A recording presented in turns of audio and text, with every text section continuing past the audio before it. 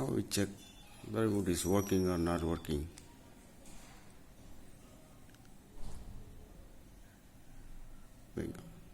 Usually our mobile camera indicates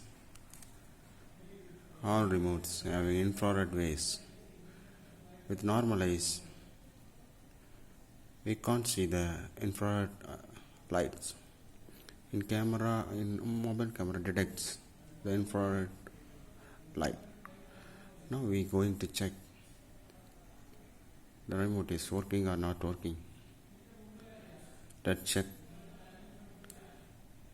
I press the button and tilt and show to you. There is some light glowing. Yes. After release,